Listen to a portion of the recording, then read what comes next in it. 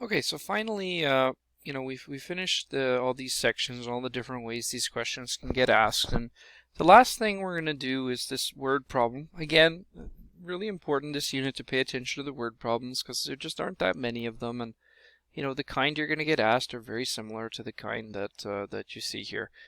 So, the dimensions of this thing, it is a bit tricky to see from this diagram. So the 22 over 9x is the length along the bottom, x is the length along this side, x over 3 is the length of this short side, and then 10 over 9 is the length of this section here. So, write an expression for the area of the small box. Again, area, we're always looking at area as length times width. So, the area of the small box here is x over 3 times 10 over 9.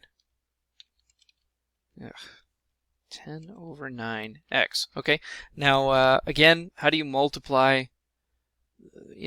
How do you multiply this so that you can combine it all in one? Any whole number that's not part of the fraction is a numerator, and all the numerators multiply. So we get x times 10 times x, so 10x squared on the top. On the bottom, we get 3 times 9, which is 27. So that's what you should get for the area of the small box. And 10, the only factors of 10 are 5, 2, and 10, and the only factors of 27 are 3, so nothing we can do with that.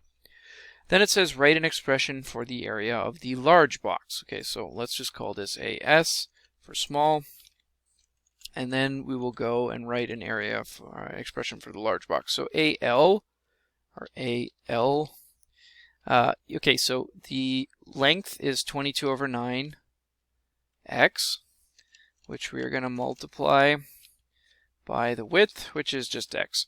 And again, this one's even a little easier. We just get AL equals 22x squared over 9. Now 22, the only factors are 2 and 11, and neither one of those goes into 9, so nothing we can do with that. We just leave it alone. So we have the area of the small and the area of the large. So that's A and B done. There are no restrictions we need to state because, I guess x has to be a positive number since... Yeah, okay, so let's write that actually. So let's write our restriction. Now, this actually brings up an important point about restrictions, so just take a second to explain this. Restrictions come from the denominator being 0. That's mathematically where they come from. They can also come from the context of your question, right? Which is to say, you can't have a negative length, you can't have a negative time. So if you're looking at a question where x represents a length, then that has to be positive, right? So we could take each of these lengths and set them greater than or equal to 0, and in each case what you would find is x itself has to be greater than or equal to 0, because if x is negative, then one of our lengths is negative. So again, this restriction is not here because of a denominator. It's here because it doesn't make sense in the question without it. Okay. Now, the third thing here is really important, just the way this is written. How many times greater is the large box than the small box? To find that out, right, how many times greater, what we're going to do is, so how many times greater, what you do there is you take the large object and divide by the small object. And that will tell you how many times the small one fits inside the large one. So what we would do here is we would do the ratio equals the area of the large divided by the area of the small, which is for us is equal to the area of the large is 22x squared over 9. And then this would be divided by, right, 10x squared over 27. Okay, and that's what the ratio of the large box to the small box is. So we'll just use the tools we learned this unit to figure this out. 22x squared over 9, and then we're going to take this and we're going to multiply by the reciprocal. So 27 over 10x squared. Now, what you see now, you can actually do some canceling, and we also have a new restriction to add, which is that x may not be 0 now, right? Because if one of the two boxes is 0, then there can be no ratio that how many times bigger is one box than the other. It would be infinity because one of the boxes is 0. So we have a new restriction, and that comes from the fact that 10x squared is now in the denominator. And so let's just clean this up.